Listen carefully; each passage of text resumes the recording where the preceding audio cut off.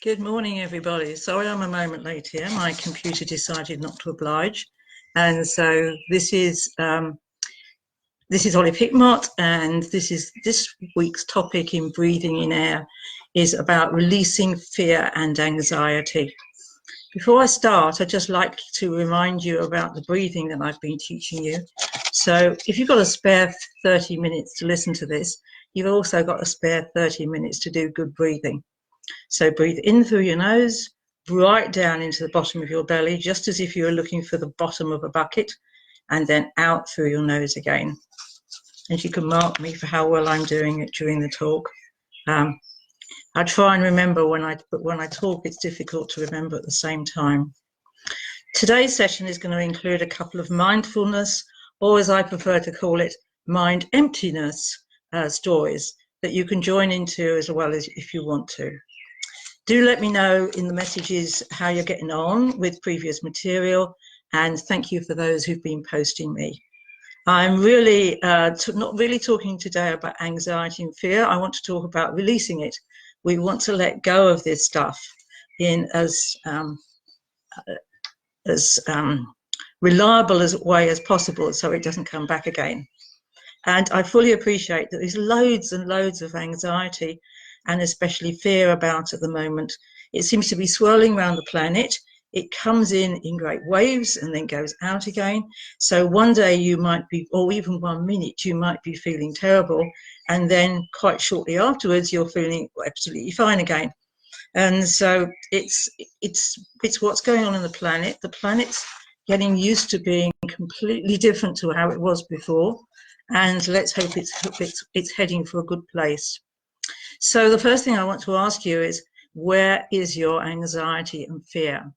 And this is a really interesting topic because most people tend to feel anxieties everywhere. And you go, well, actually, you can't.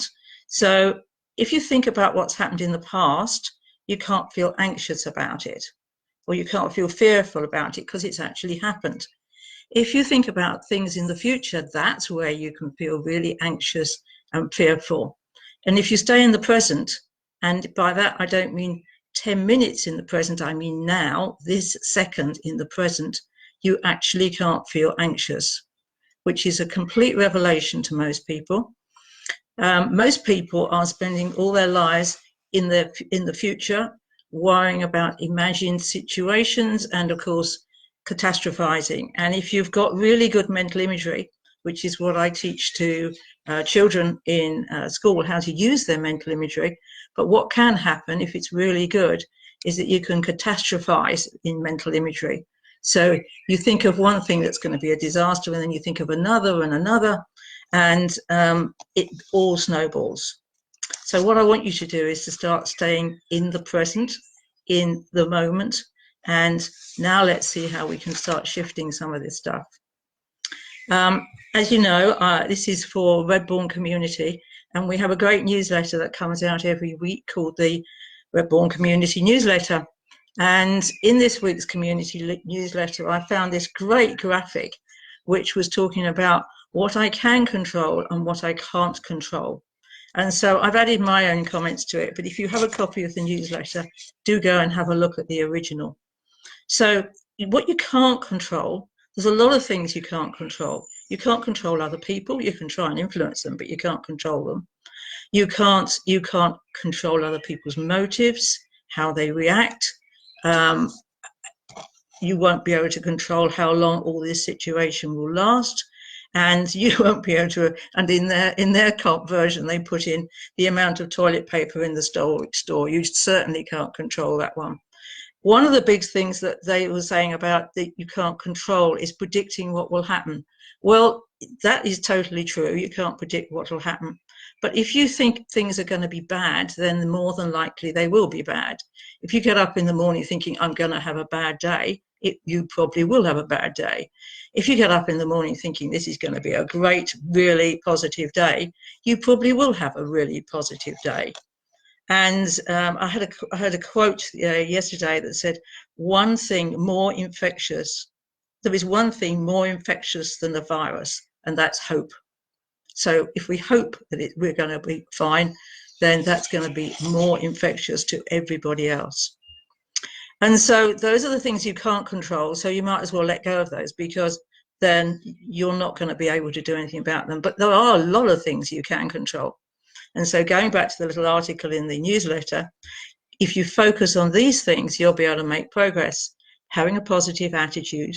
They said turning off the news, not surprisingly, following all the government guidelines, finding fun things to do at home. And there is so many people talking about great things they're doing at home, even starting a brand new project. That will be quite handy as well. You'll be able to control your own social distancing, which is actually physical distancing. You might want to start limiting your social media, and you can control your own kindness and grace. And we can control how we connect with others. We might not be able to do it physically, but we can do it online.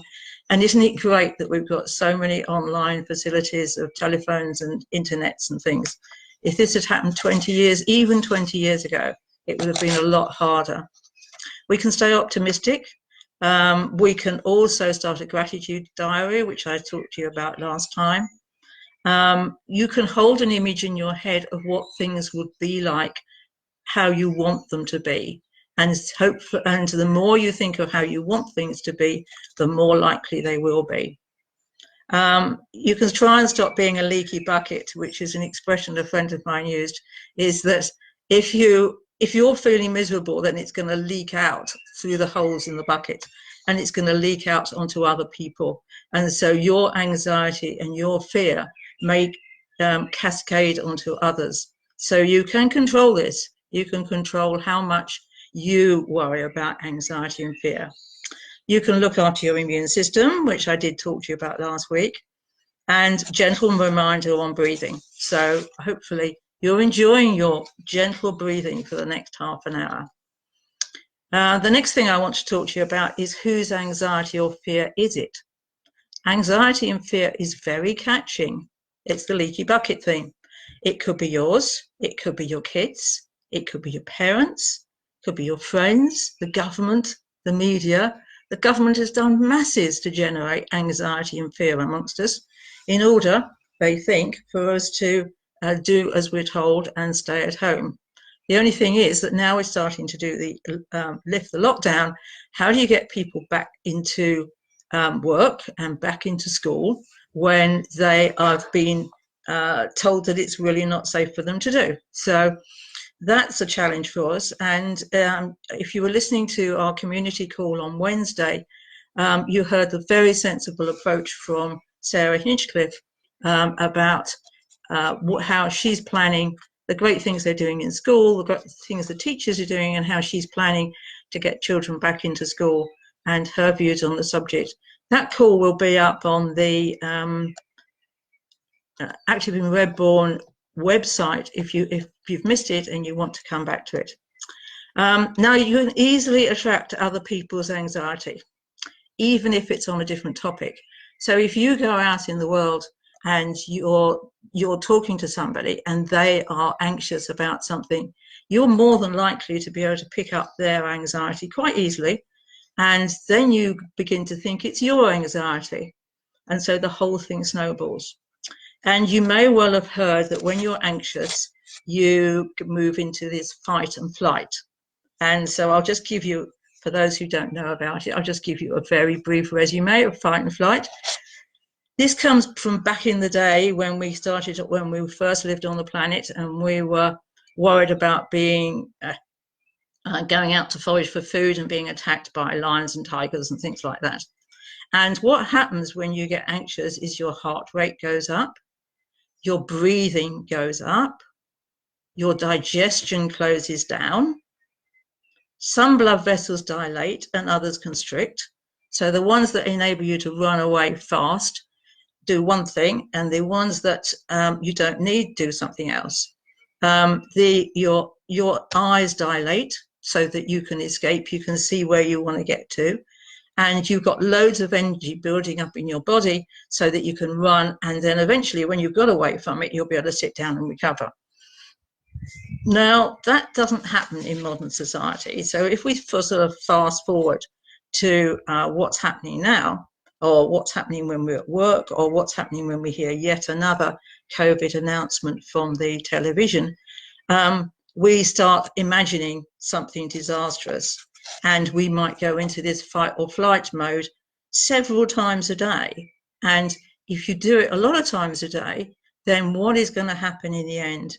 You will get digestive problems, you'll get problems with your blood vessels, you won't get enough sleep, and you'll have your immune system suppressed. And so one way and another, what we have to do is to try and dampen this down. Sensitive people and people who are sensitive will know it. They are quite often very ungrounded, which attracts even more of other people's anxiety. And if you're feeling an emotion that doesn't make any sense to you, you don't understand what it is, it's probably not even yours anyway. You've probably picked it up from somebody else.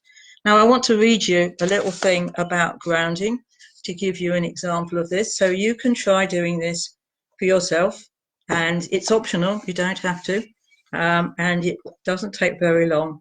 And so grounding is the thing that people who do a lot of Pilates and yoga, you'll hear Gemma and Sarah and Lucy talking about grounding.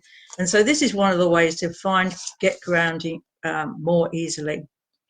The first thing you should do is to sit comfortably and quietly with your feet flat on the floor, your arms and legs uncrossed, and your back fairly straight. Now take 4 deep breaths. On each breath out, imagine you've got deep breaths. Don't forget, it means a deep breath in through your nose and a deep breath out through your nose. It doesn't mean a deep breath into the top of your chest. It means breathing right down into your belly. Imagine roots like a tree growing out of your feet into the floor and down into the ground. Relax your back and legs into the chair that is supporting you, as your roots reach deeply as they can towards the center of the earth. Now just breathe normally and stay connected with the earth through your roots and get an impression of how being grounded feels like in your body. So you can now add grounding into your practice. So you've got breathing techniques, and now you've got grounding to be added into it.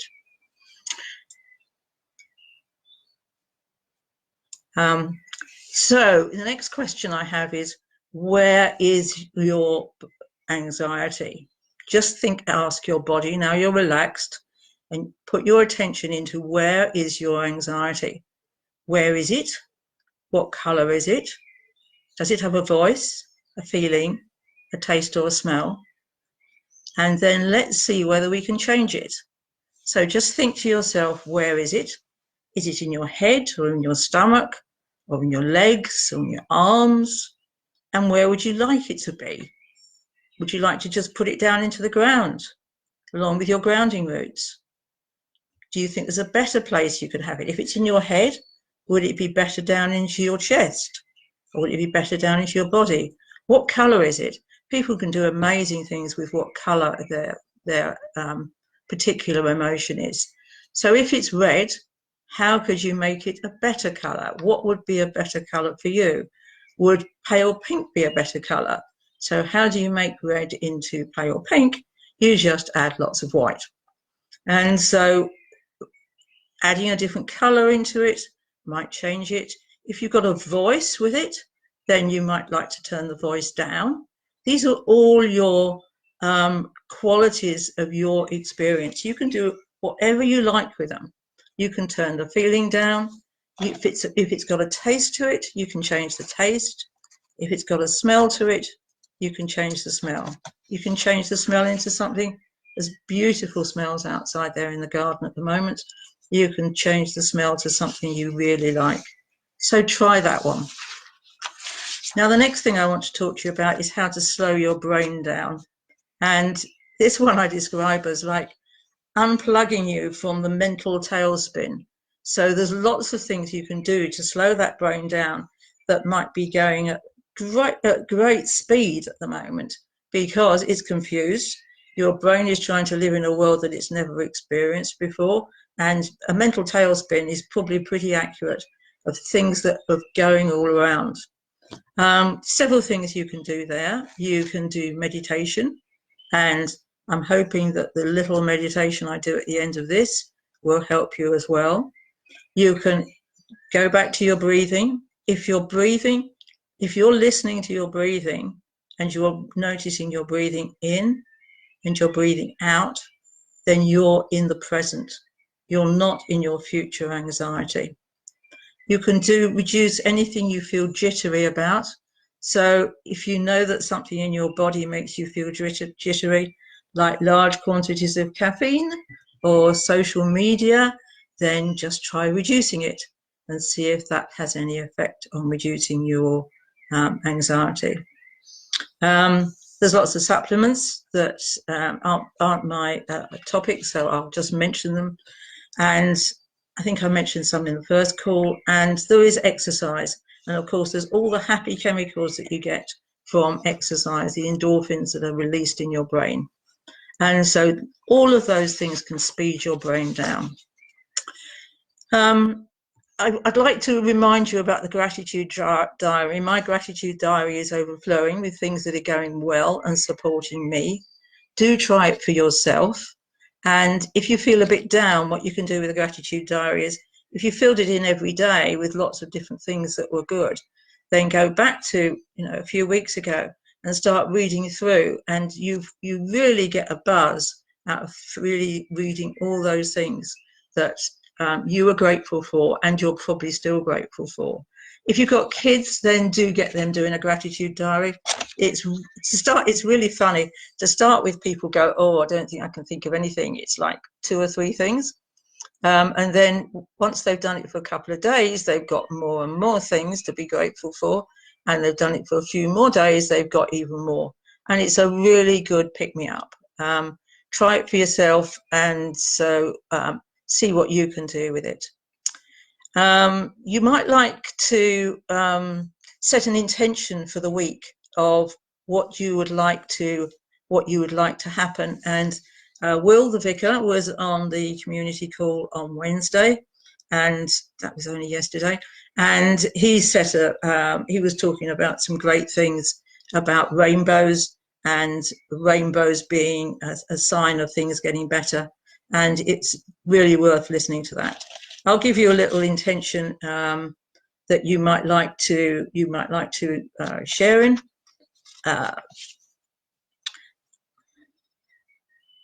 Overcome all the fears we have about coming out of lockdown, and trust our immune system to do a great job of protecting us.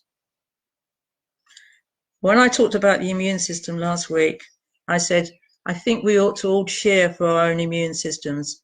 At the end of the clapping for carers on Thursday, I think we should raise a cheer for our own immune systems, because they're doing a great job. There is millions and millions of people being looked after by their own immune system and getting over this virus. So let me just repeat that one to you. Overcome all the fears we have about coming out of lockdown, and trust our immune system to do a great job of protecting us. Okay, there is another thing I'd like to read you, is this week's mindfulness, if you like. This was in one of my books, and it was courtesy of a guy called Art Geiser, who I worked with for many years. And so he gave me permission to print it in one of my books. And so I'm just going to read it to you. Okay. Sit comfortably and quietly with your feet flat on the floor, arms and legs uncrossed and your back fairly straight. Take 2 or 3 deep breaths right down into your belly, allowing all your muscles to relax, especially your jaw, your chest, your abdomen, and your feet. Each time you breathe in, breathe all the way down into your belly. And as you breathe out, feel all the muscles in your body relaxing. Close your eyes and imagine a deep sea or lake or river out there in front of you. Give it whatever surroundings you like. Imagine that its very deepest point in the water is a magnet. This magnet is so powerful that it can attract negative beliefs, old negative programming, old emotions, limiting beliefs that no longer fit you, and other people's energy out of the cells of your body. Put your attention on the magnet and imagine it is gently and powerfully pulling anything negative out of your cells. Trust that your unconscious mind will not get rid of anything which is of benefit to you or is not serving you. Your unconscious is very conservative. So if it's willing to let go, you can trust that it's time to let go of anything. Whilst the magnet is working, don't bother to try and analyze what's coming away. You may get images or feelings, or you may hear sounds as the negativity leaves you. Whatever your experience is, this is right for you. Allow the magnet to pull out whatever form this negativity takes and suck it into the water where it can dissolve and drift down to the center of the earth for processing back into positive energy.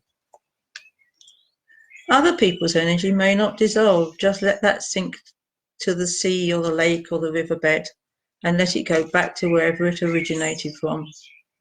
If you don't feel like anything's happening, just imagine that you're removing whatever is blocking the negativity leaving you. If you still seem blocked, imagine removing whatever's blocking the block. If you're still not getting a sense of it working, imagine removing the block that's blocking the block that's blocking the block. At this point, there'll be nothing left to block anything. Now let the magnet do its work. Just imagine the magnet working for as long as you feel is appropriate. When the magnet has finished its work, dispose of your image and the magnet. Some people like to explode it into millions of tiny pieces that fly out into space. Some people send it down to the center of the earth where it's reprocessed into positive energy. Some people wrap it up and throw it in a metaphoric bin. Do whatever works for you.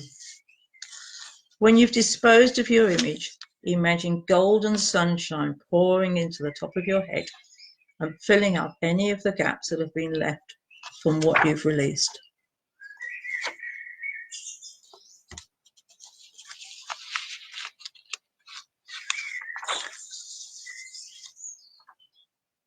So if you're still with me and you're not asleep by now, or should I just leave you to have a little doze? That's fine.